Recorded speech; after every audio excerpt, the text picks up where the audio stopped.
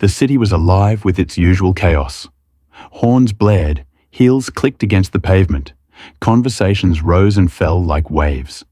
Bright lights from shop windows spilled onto the sidewalks, where people hurried past each other without ever looking up. In the midst of that modern symphony of noise, another sound began to emerge. It was faint, trembling, almost out of place. Not polished, not sharp, but raw. An old violin moaning against the city's rhythm. On a worn wooden chair near the corner sat an old man. His violin was scarred with scratches, its varnish long gone, its strings dull from years of use.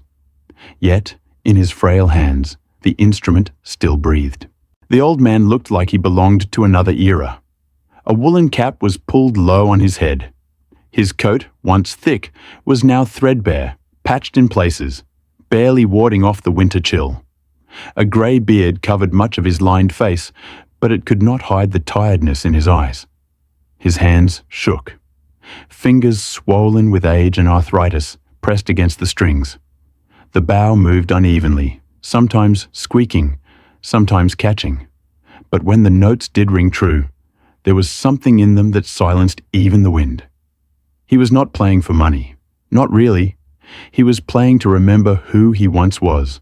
At his feet, the violin's case lay open. A few coins clinked against its worn velvet lining.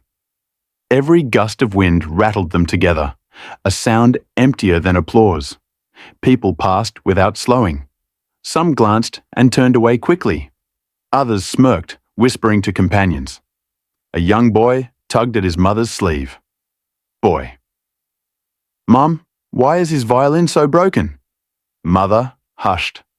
Don't stare. Keep walking. A man in a hurry tossed a coin without looking, his footsteps already fading. Two college girls stopped for a moment. One lifted her phone, recording a short clip. Girl. So vintage. Like, sad but kinda cool, right? Friend, laughing. Upload it. Maybe it'll go viral. Grandpa violin vibes. They giggled, moving on. The old man's eyes remained shut, his bow steady, as if their voices did not reach him. The song he played wasn't a famous tune. It was his own composition, a melody born decades earlier in a smoky bar where no one listened. He remembered the nights of his youth, cheap whiskey, clinking glasses, the sound of laughter drowning his music. Yet he had played anyway, because music was never about who listened. It was about breathing life into silence. Now, on this cold evening, his melody carried fragments of those memories. First love, lost friends, the stage he never reached, the dream that never fully died. A small girl stopped, her mittened hand clutching her mother's. Her wide eyes locked on the old man. She whispered softly, almost reverently, Girl, Mommy, it sounds sad. The mother paused, then nodded. Mother. Yes, sad, but beautiful. For the first time, the old man opened his eyes. He met the gaze of the child. For a heartbeat, time paused. His lips trembled into the faintest smile, one wrinkled by years but alive with gratitude. Then he closed his eyes again, letting the bow glide across the strings. The wind cut harder, chilling bones and scattering wrappers across the pavement. The old man shivered, his joints stiff. The bow slipped once, screeching. A businessman passing by grimaced, shaking his head. But the old man adjusted, breathing deeply. The next note came softer, steadier. His hands, though weak, found their rhythm again. For him, stopping meant surrender, and surrender meant silence. He could not bear silence. As the sun dipped and the first stars trembled against the city's haze, the violin still sang. Broken, imperfect, trembling, but alive. And though most hurried past, though few truly listened, the music reached farther than the old man knew. In just a few moments, someone else would stop. Someone who would not just hear the notes, but the story behind them. And from that story, a new song would begin. As evening settled deeper into the city, the streets grew busier. Office workers spilled onto the sidewalks, rushing toward trains and buses.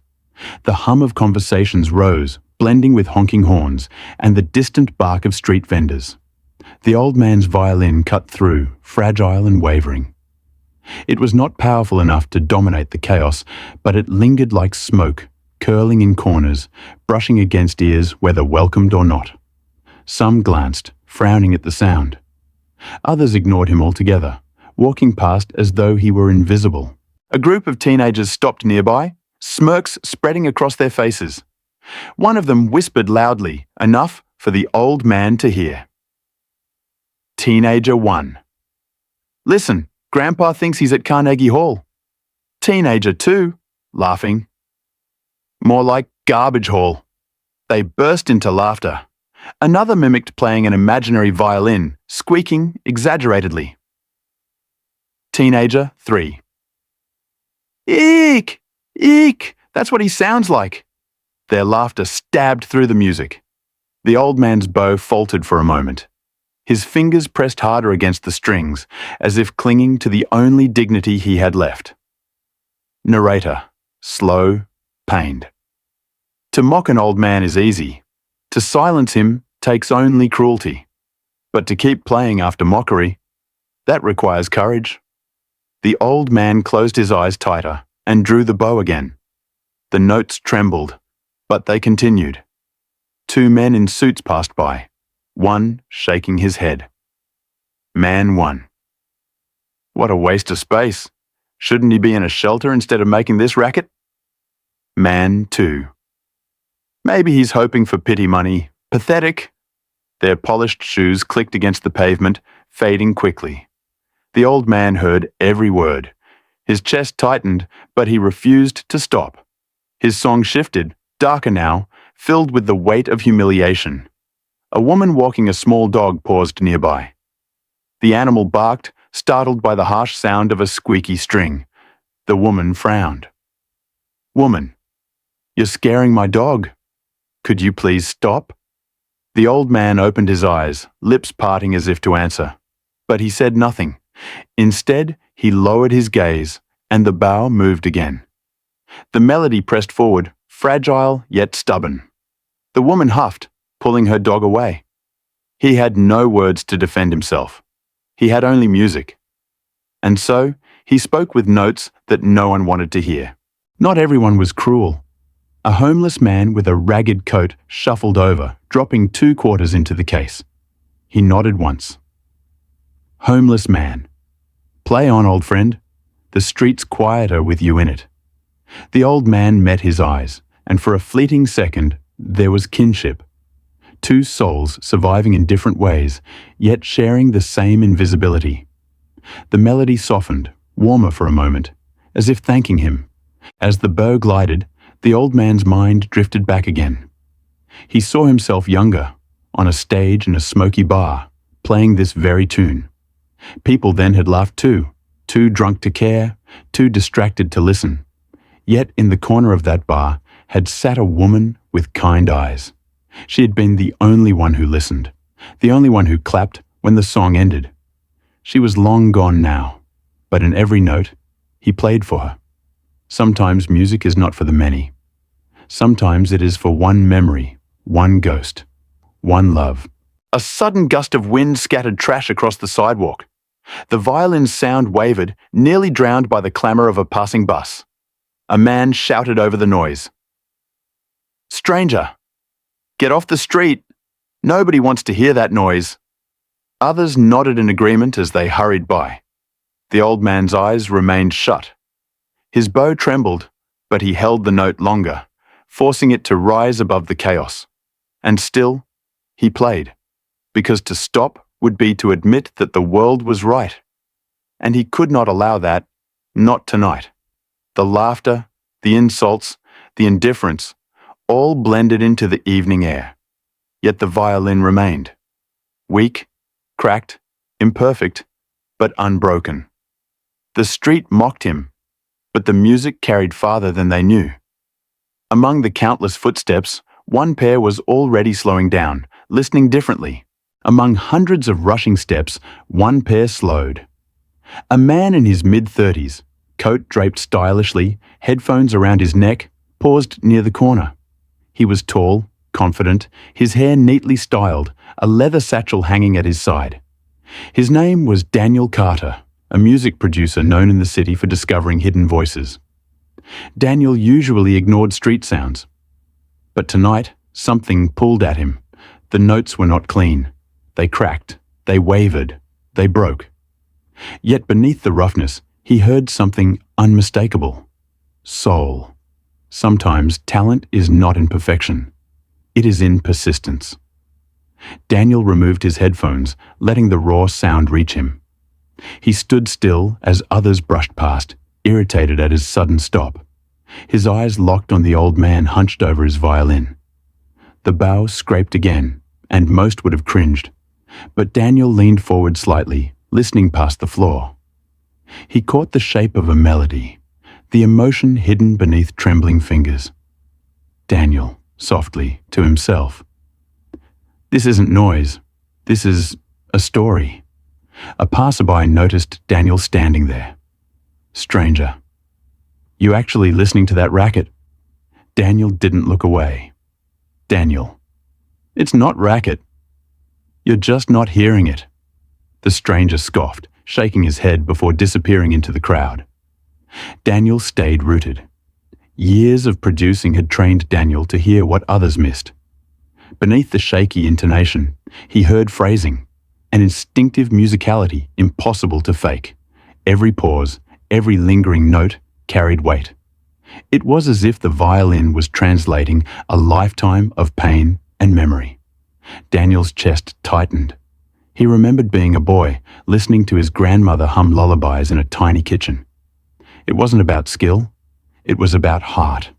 That same heart was here, bleeding through old strings. Slowly, Daniel stepped closer. The coins clinked in the violin case at his feet. He crouched down slightly, speaking gently. Daniel. Excuse me, sir. What's the name of that song? The old man flinched, startled. His bow stilled for the first time in hours. Slowly, he opened his eyes, staring at the stranger. Old man, hoarse. It has no name. Just my song. Daniel's lips curved. Daniel. Then it deserves one. For a moment, silence stretched between them, broken only by the city's noise. Then the old man asked, wary. Old man. Why? Are you listening? Daniel. Because your song made me stop. That doesn't happen often. The old man studied him, eyes narrowing. Old man. People laugh. Call it noise. Daniel shook his head. Daniel. Noise doesn't make you feel something. This does. The old man's grip tightened on the bow. His voice was rough with years of dismissal. Old man. I used to play in bars. Long ago. No one listened then. No one listens. Now Daniel leaned in. Daniel. I'm listening. The words landed heavy. For the first time that night, the old man's chest rose with something other than weariness. All it takes, sometimes, is one person to say, I hear you. Daniel reached into his satchel, pulling out a business card. He held it carefully, not forcing it. Daniel. My name's Daniel Carter. I produce music, real music, from real people. And I think your story belongs in a studio, not just on this street. The old man stared at the card as though it were a trick. His lips trembled. Old man. You don't want this sound. It's broken. Daniel shook his head. Daniel. Broken can be beautiful. People need to hear this. The old man looked down at his violin, fingers stroking the worn wood. He remembered nights when promises sounded sweet, but ended in betrayal. He wanted to believe, but doubt pressed heavy. Old man, whispering. Why me? Out of everyone. Daniel's answer was simple. Daniel. Because you kept playing when the world told you to stop. That's the voice I want. Silence stretched. The city moved around them, blind to the moment. Finally, the old man nodded once. Not a promise, not yet, but a door cracked open. Daniel slipped the card into the violin case gently, among the coins. He stood, his eyes steady. Daniel, I'll be back tomorrow. Same place, same time. Play for me again. The old man did not answer, but when he lifted the bow again, the note that followed was stronger, steadier, as though hope had touched the strings. The last note faded into the night. The old man rested his bow on his lap, chest rising with slow, shallow breaths. His fingers trembled, not just from age, but from the weight of memory. Daniel remained by his side, silent. He didn't rush, didn't push. He knew the silence itself was part of the music. Finally, the old man spoke. His voice was hoarse, cracking like dry wood. Old man, you want to know why I keep playing? Why I sit here every night? Daniel nodded slowly. Daniel, only if you want to tell me. The old man's eyes lifted, catching the flicker of a streetlight. He began, words halting at first, then flowing like a melody long trapped inside. Old man. I wasn't always on the street. Once I had a band, small, scrappy, but we had dreams. Played in bars, in smoky halls. We thought we'd make it big, thought music would carry us farther than hunger and rent. He chuckled bitterly, shaking his head. Old man. Most nights, people drank louder than we played. Some nights we didn't get paid at all, but I didn't care. I had her. Daniel leaned in as the old man's voice softened. Old man. Her name was Evelyn. She was the reason I wrote songs. She said when I played, the world slowed down. Said my music held pieces of her heart. His eyes glistened. Old man. We dreamed of leaving the city, a little house by the water. I'd play, she'd paint. That was the dream. Daniel's chest ached. Daniel. What happened? The old man's breath caught. Old man. Whisper. Cancer. Took her before we ever left. One day, she was painting the sky outside our window. A week later, she couldn't hold a brush. A month later, she was gone. His voice cracked. The violin slipped slightly in his lap, as though even it mourned with him. The old man continued, staring at the pavement. Old man. After she died, I couldn't play. Not for years. The band drifted apart. Bills piled up. I drowned in silence. Silence was worse than hunger. He looked at his violin, stroking its worn wood. Old man. This was hers too, she said. Don't ever let this go. If I can't be here, let the violin be my voice beside yours. His fingers tightened. Old man. I kept it. Even when I lost everything else, Daniel's throat burned. He wanted to reach out, but he let the old man finish. Old man. So I came here. On these streets, no one asked questions. No one judged if the notes were broken. I played for her. Every night. I thought maybe if the wind carried the sound far enough, she could still hear. A tear slid down the old man's cheek, lost in his beard. Daniel's voice was steady, though his heart pounded.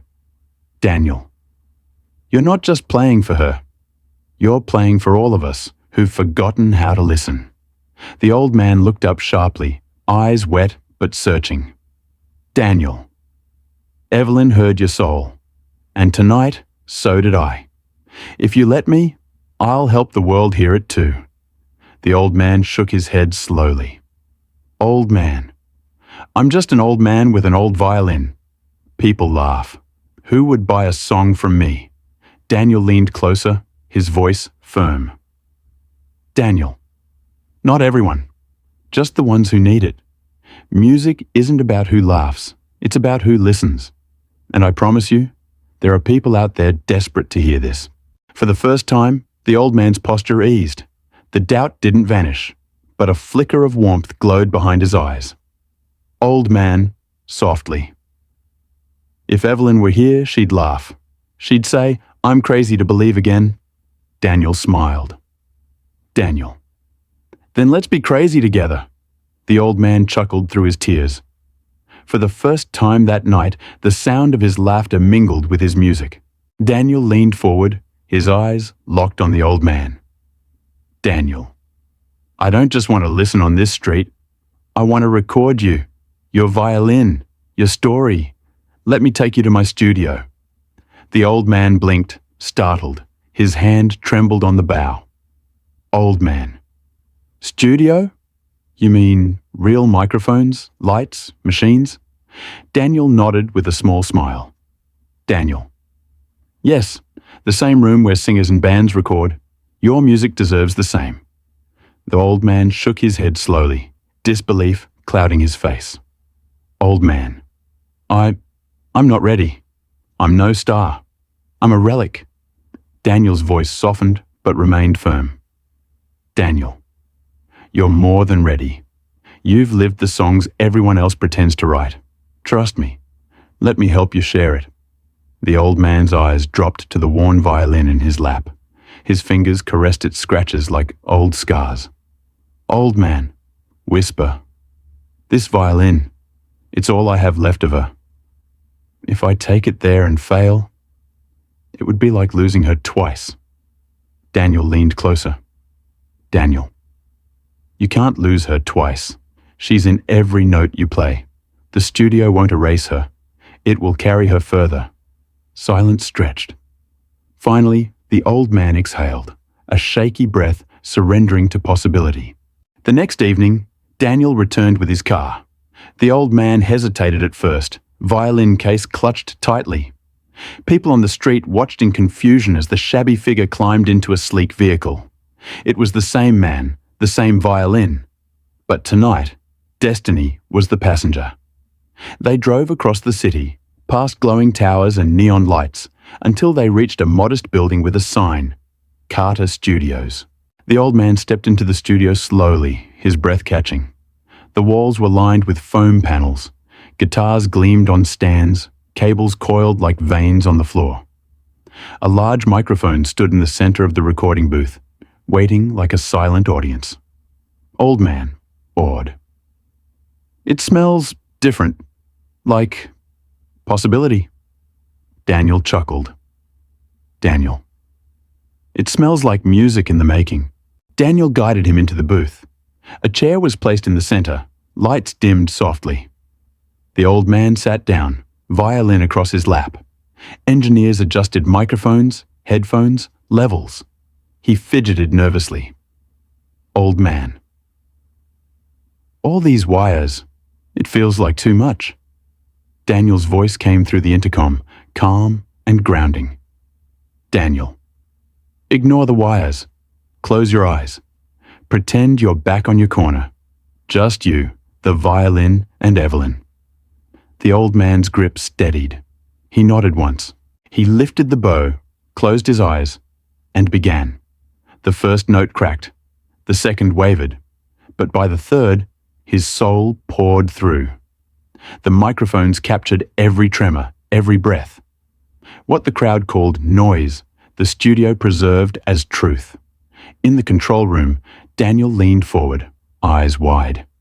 He whispered to himself, Daniel, this is gold? The engineers exchanged glances, surprised.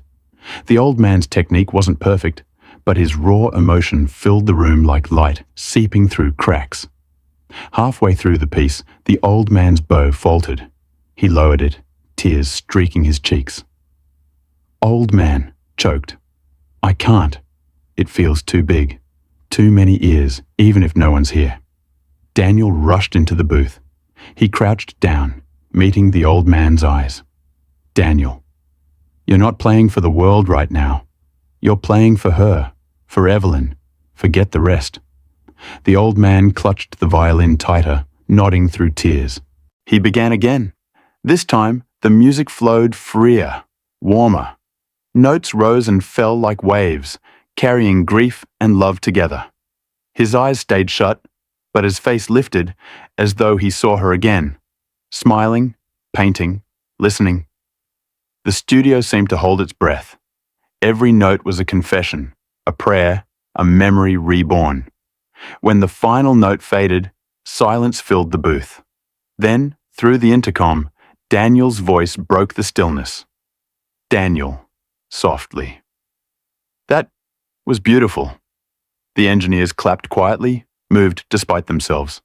The old man opened his eyes, blinking at the tears he hadn't realized still flowed. Old man, do you think anyone will hear it? Daniel smiled. Daniel, everyone will. Back in the control room, Daniel asked, Daniel, what should we call it? The old man thought long, bow resting across his lap. Then he whispered, Old man. Her name. Evelyn Daniel nodded, typing it into the session file. Daniel. Then Evelyn it is. The world will know her through you. Weeks later, Daniel uploaded the track online. He titled it simply, Evelyn by a Street Violinist. At first, only a few people clicked. Then the comments began. Comment 1. I don't know why, but this song made me cry. Comment 2. It feels human, raw, beautiful. Comment 3. Who is this man? He deserves the world to hear him. Within days, the song spread across platforms. Journalists picked it up.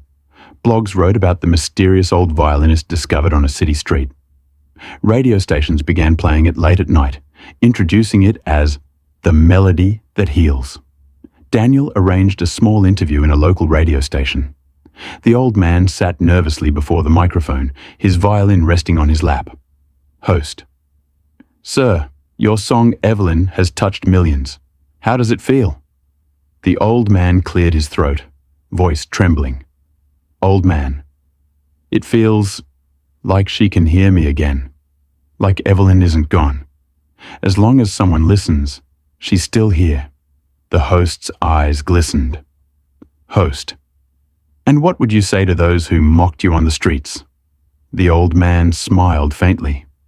Old man. I'd say, thank you. Because their silence taught me to keep playing, and now I know why. Not long after, Daniel brought surprising news. Daniel. They want you to play at a benefit concert. A real stage, lights, an audience waiting to hear you. The old man's eyes widened. Old man.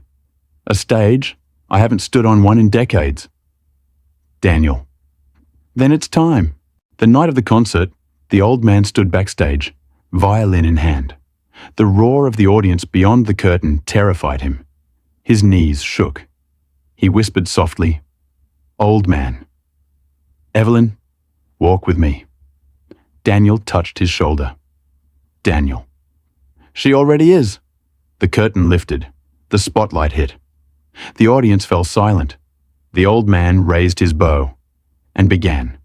The first note trembled, but then it soared, stronger than the street, clearer than the studio.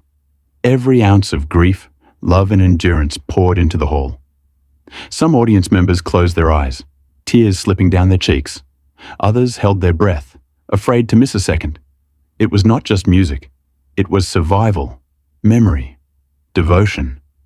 When the final note faded, silence clung for a heartbeat. Then, thunderous applause shook the hall. The old man bowed, tears streaming freely. Backstage, Daniel embraced him. Daniel. You did it. They heard you. The old man shook his head, smiling through tears. Old man. No, they heard her. Evelyn. That's all I ever wanted. The recording continued to spread, inspiring thousands. Musicians sampled it, students wrote essays about it, families played it at dinners. The old man's corner on the street was never empty again. Strangers came just to thank him. He still played there sometimes, not for coins, but for love. And now, people stopped to listen.